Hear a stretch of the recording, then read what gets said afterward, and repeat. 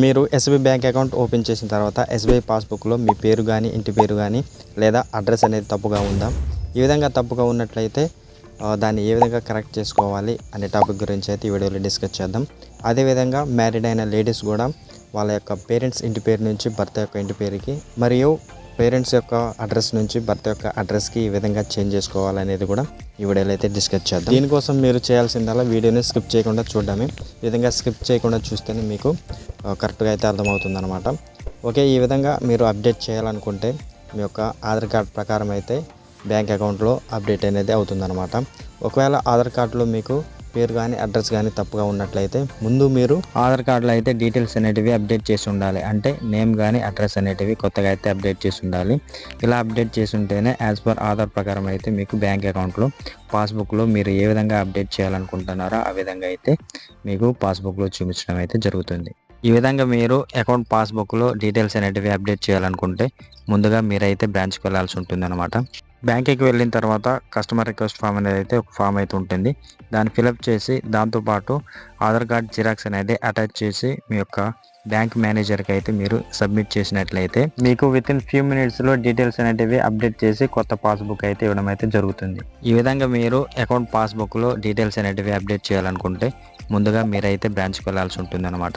ఈ విధంగా బ్రాంచ్కి వెళ్ళకుండా ఆన్లైన్లో చేసే ప్రాసెస్ అయితే మనకి అవైలబుల్ లేదనమాట. ఎలాంటి సర్వీస్ కూడా లేదు. ఎందుకంటే మన పర్సనల్ డీటెయిల్స్ కాబట్టి మీరు కంపల్సరీగా అయితే బ్రాంచ్కి వెళ్ళి చేంజ్ చేసుకోవాలి. ఈ విధంగా ఒక రిక్వెస్ట్ ఫామ్ మీరు ఫిలప్ చేసి ఇచ్చినట్లయితే మీకు పాస్బుక్లో అయితే కరెక్ట్గా అయితే రావడం జరుగుతుంది. ఇప్పుడు ఈ యొక్క ఫామ్ని ఏ విధంగా ఫిలప్ చేసుకోవాలి, ఎలా చేయాలనేది అయితే ఇప్పుడు వీడియోలో అయితే చూద్దాం. కస్టమర్ రిక్వెస్ట్ ఫామ్ అనేది అయితే ఈ విధంగా ఉంటుంది. ఈ ఫామ్ అనేది మీకు బ్రాంచ్లో అవైలబుల్లో ఉంటుంది. ఈ ఫామ్ని యూజ్ చేసి మీరు మీ బ్యాంక్ అకౌంట్ యొక్క డీటెయిల్స్ అనేటివి అప్డేట్ చేసుకోవచ్చు. ముందుగా ఇక్కడ బ్యాంక్ దగ్గర ఎస్బీఐ అని అయితే రాయండి అనమాట. ఎందుకంటే ఇది స్టేట్ బ్యాంక్ ఆఫ్ ఇండియా కాబట్టి మనకి ఎస్బీఐ అయితే ఇక్కడ రాసేయండి. తర్వాత ఇక్కడ బ్రాంచ్ అనేది మీరు ఏ బ్రాంచో ఆ బ్రాంచ్ నేమ్ అయితే రాసేయండి. ఇక్కడ డేట్ అనేది మీరు ఏ రోజున ఫామ్ని సబ్మిట్ చేస్తారో ఆ రోజున డేట్ అయితే వేసేయండి. ఇక్కడ ఫస్ట్ అప్లికెంట్స్ నేమ్ దగ్గర మీ యొక్క నేమ్ని అయితే రాయండి. ఎవరైతే అకౌంట్ హోల్డర్ ఉంటారో వాళ్ళ యొక్క నేమ్ని అయితే రాయండి. ఇక్కడ సెకండ్ అప్లికెంట్ నేమ్ వచ్చేసి ఒకవేళ ఆ అకౌంట్ అనేది జాయింట్ అకౌంట్ అయితే సెకండ్ అప్లికెంట్ నేమ్ రాసేయండి. నెక్స్ట్ వచ్చేసి ఇక్కడ అకౌంట్ నెంబర్ దగ్గర అయితే అకౌంట్ నెంబర్ని అయితే రాసేయండి. నెక్స్ట్ వచ్చేసి మొబైల్ నెంబర్ అనేది బ్యాంక్కి లింక్ అయిన మొబైల్ నెంబర్ని అయితే ఇక్కడైతే మొబైల్ నెంబర్ అయితే రాసేయండి. నెక్స్ట్ వచ్చేసి ఇక్కడ కింద మీకు చూడవచ్చు ఇక్కడ యాడ్ అప్డేట్ పర్సనల్ డీటెయిల్స్ అనేది మీకు చూపిస్తుంటుంది అనమాట. మీరు ఏమైనా డీటెయిల్స్ అనేటివి అప్డేట్ చేయాలనుకుంటే ఈ యొక్క బాక్స్లో మీరు టిక్ చేసి అడ్రస్ని కానీ నేమ్ని కానీ అయితే మీరు చేంజ్ చేసుకోవచ్చు అనమాట. ఇక్కడ నేను ఒకవేళ మీరు పాస్బుక్లో అడ్రస్ చేంజ్ చేయాలనుకుంటే ఇక్కడ అడ్రస్ చేంజ్ దగ్గర అయితే సెలెక్ట్ చేసేసి అడ్రస్ లైన్ 1 దగ్గర విలేజ్ నేమ్, అడ్రస్ లైన్ 2 దగ్గర మండల్ అండ్ డిస్టిక్ ఈ విధంగా అయితే మీరు మీ యొక్క అడ్రస్ని అయితే రాసేయండి. తర్వాత ఇక్కడ థర్డ్ బాక్స్ చూసినట్లయితే పాస్బుక్లో ఫాదర్ నేమ్ కానీ స్పౌస్ నేమ్ కానీ యాడ్ చేసుకోవాలనుకుంటే ఒకవేళ ఫాదర్ నేమ్ అనేది కానీ స్పౌస్ నేమ్ అనేది కానీ తప్పుగా ఉంటే ఆ నేమ్ అనేది ఎలా ఉండాలో ఇక్కడైతే ఆ నేమ్ని అయితే రాసేయండి. నెక్స్ట్ వచ్చేసి 8th అనేది చేంజ్ మై టైటిల్ టు, అంటే మీ యొక్క ఇంటి పేరు అనేది ఎలా మార్చాలి అంటే ఫస్ట్ ఒక ఇంటి పేరు ఉంటుంది కదా, ఆ ఇంటి పేరు నుంచి మీకు ఏ ఇంటి పేరుకి మారాలనేది ఆ యొక్క ఇంటి పేరు అనేది కొత్తగా ఏ ఇంటి పేరుకి మారాలనుకుంటున్నారో ఆ యొక్క ఇంటి పేరుని అయితే ఇక్కడ రాసేయండి. తర్వాత వచ్చేసి కింద 9th బాక్స్ చూసినట్లయితే చేంజ్ మై నేమ్ టు, ఒకవేళ మీ నేమ్లో ఏవైనా నేమ్ వచ్చేసి స్పెల్లింగ్ మిస్టేక్స్ ఉన్నా ఏవైనా నేమ్ అనేది తప్పుగా ఉన్నా కూడా మీరు ఏ విధంగా మార్చాలనుకుంటున్నారో ఆ విధంగా అయితే మీరు నేమ్ని అయితే ఇక్కడ రాసేయండి అనమాట. మీరు ఎలా కావాలనుకుంటున్నారో ఆ విధంగా అయితే ఇంటి పేరుని అయితే రాసేయండి. నెక్స్ట్ వచ్చేసి ఒకవేళ మొబైల్ నెంబర్ చేంజ్ చేయాలనుకున్నా కింద మొబైల్ నెంబర్ ఆప్షన్ ఉంటుంది. దాని మీద అయితే సెలెక్ట్ చేసి మొబైల్ నెంబర్ మీద అయితే మొబైల్ నెంబర్ అయితే రాసేయండి. నెక్స్ట్ వచ్చేసి కిందకైతే కొంచెం చూసినట్లయితే ఇక్కడ 16th బాక్స్ వచ్చేసి change my signature in above mentioned account ఉంటుంది అనమాట. ఇంతకుముందు అకౌంట్ తీసుకునేటప్పుడు ఏ సిగ్నేచర్ చేసి ఉంటారో ఓల్డ్ సిగ్నేచర్ అనేది ఆ సిగ్నేచర్ అయితే ఓల్డ్ సిగ్నేచర్ దగ్గర అయితే చేసేయండి. నెక్స్ట్ వచ్చేసి ఇక్కడ న్యూ సిగ్నేచర్ దగ్గర ప్రజెంట్ ఏ విధంగా సిగ్నేచర్ అనేది ఉండాలనేది అయితే ఇక్కడ కొత్తగా అయితే మీ యొక్క సిగ్నేచర్ని అయితే ఈ బాక్స్లో అయితే చేసేయండి. ఇక్కడ ఓల్డ్ సిగ్నేచర్ దగ్గర ఇంతకుముందు ఏ సిగ్నేచర్ చేశారు ఓల్డ్ది ఆ బాక్స్లో అయితే ఓల్డ్ సిగ్నేచర్ చేసేయండి. ఇక్కడ న్యూ బాక్స్లో అయితే కొత్త సిగ్నేచర్ అయితే చేసేయండి అనమాట. ఓకే, ఈ విధంగా అయితే మీరు ఫామ్ అయితే ఫిలప్ చేసుకోవాల్సి ఉంటుంది.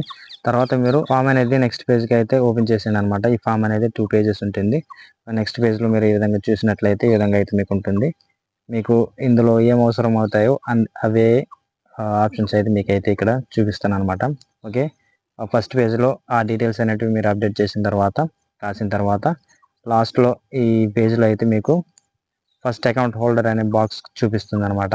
ఈ ఫస్ట్ అకౌంట్ హోల్డర్ సిగ్నేచర్ బాక్స్లో అయితే మీరు యొక్క ప్రజెంట్ సిగ్నేచర్ అనేది ఏ విధంగా ఉండాలో ఆ యొక్క సిగ్నేచర్ని అయితే ఈ బాక్స్లో అయితే మీరు రాసేయండి అనమాట.